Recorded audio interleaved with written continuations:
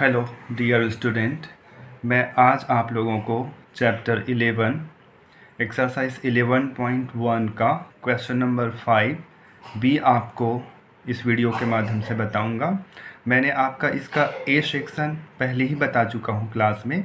जो B section बचा हुआ है उसको देखते हैं। चलिए इसे स्टार्ट करते हैं। चलिए हम क्वेश्चन को समझ लेते हैं। An ant is moving around, a few food pieces of different shapes scattered on the floor.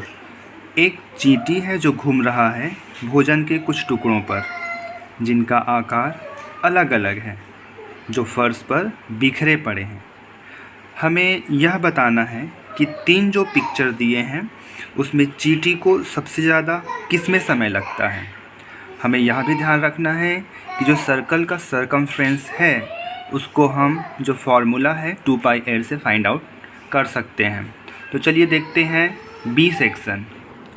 B section के लिए जो बुक में फ़िगर दिया हुआ है उसी फिगर को हम कॉपी में बनाएंगे, और उस फिगर को कॉपी में बनाने के बाद हम उसको नाम देंगे।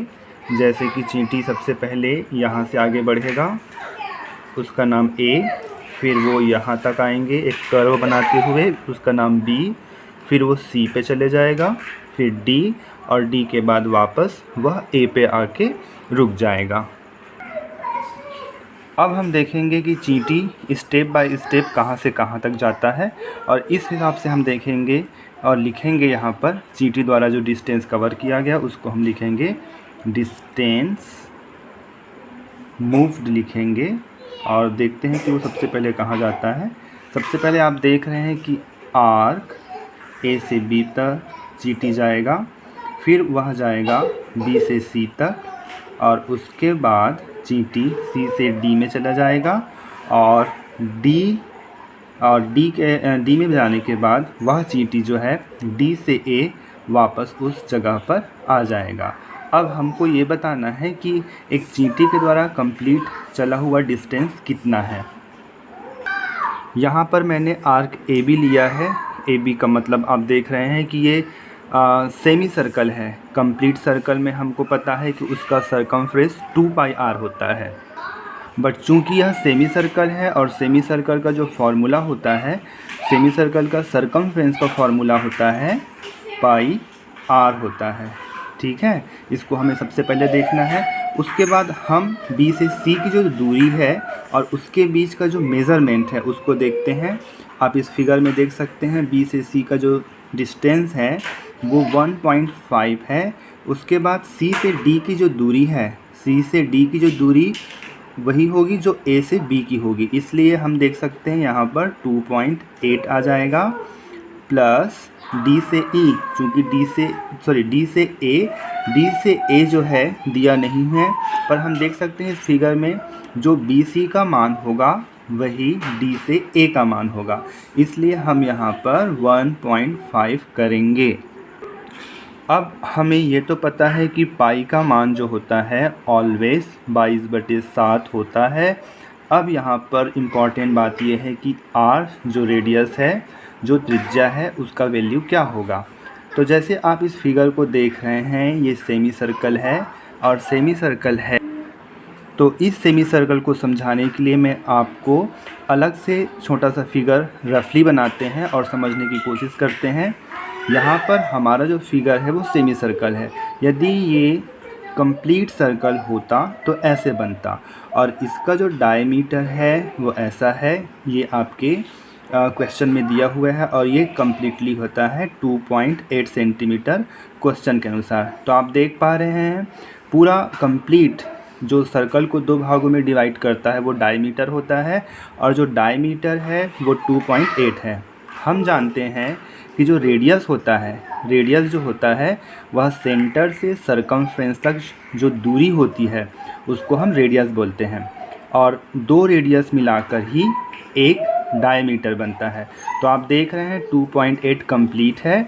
यदि हम इसको डिवाइड करेंगे, 2.8 को डिवाइड करेंगे 2 से, इसलिए डिवाइड करना होगा क्योंकि आपको अभी भी मैंने बताया कि जो रेडियस होता है वो डबल होता है डायमीटर से। अब 2.8 को 2 से आप डिवाइड करेंगे तो क्या आंसर आ जाएगा 1.4 और यही हमारा रेडियस होगा। अब इसी वैल्यू को हम यहाँ पर पुटअप करेंगे और उसके बाद क्वेश्चन को सॉल्व करेंगे। तो चलिए वैल्यू रखते जाते हैं। यहाँ पर लिखेंगे 1.4 प्लस 1.5 प्लस 2.8 प्लस 1.5 अगेन। अब हम देखते हैं 22/7 इंटू 1.4 है, तो 1.4 को अपन 7 से डिवाइड करेंगे तो यहाँ पर इसको डेसिमल हटाकर हम यदि इसको काटेंगे तो यहाँ पर 2 आ जाएगा और उसके बाद डेसिमल लगाने पर यह हो जाएगा 0.2 हो जाएगा। अब हमारे पास जो वैल्यू आई है 22 इंटू 0.2, 22 इंटू 0.2 का जब अपन मल्टीप्लाई करते हैं तो दशमलव हटाने पर तो 44 होता है, पर जैसे ही अपन दशमलव को ऐड करते हैं तो ये हो जाता है 44.4 और सभी जगह सेंटीमीटर है तो यहाँ पर हम सेंटीमीटर अब इस लाइन में लिख लेते हैं प्लस। अब आप देख रहे हैं कि जो भी वैल्यू हो उसके सामने प्लस है, मतलब ये जुड़ जाएगा। ये 1.5 और 1.5 सेम है, यदि हम इसको ऐड करेंगे तो यह 3.0 हो जाएगा सेंटीमीटर, अगेन लिखेंगे और ये हो जाएगा 2.8 सेंटीमीटर। अब इन तीनों को आपस में जोड़ने पर आप इसको ऐसे जोड़ सकते हैं रफली करके 44, 30 और 28, इसे आप ऐसा कर सकते हैं। जब इसे आप ऐड करेंगे तो आप देख रहे हैं कि यहाँ पर ज़्यादा डिफ़िकल्ट नहीं है, 102 आप लिखेंगे और आप सभी जगह देख सकते हैं कि जो दशमलव है वो एक अंक से पहले का है, तो हम यहाँ पर एक अंक से पहले लगा देंगे तो यह बन जाएगा 10.2 सेंटीमीटर। और हमें यही पूछा गया था कि एक जो चींटी के द्वारा कितना दूरी डिस्टेंस वो कवर करता है, ए से स्टार्ट करके बी में, बी से सी में, सी से डी में और डी से वापस वो ए में आता है, तो वो कितना डिस्टेंस वो तय करता है। तो आप देख रहे हैं 10.2 सेंटीमीटर उन्होंने तय किया। आई होप कि आप सबको यह वीडियो अच्छे से समझ में आया हो।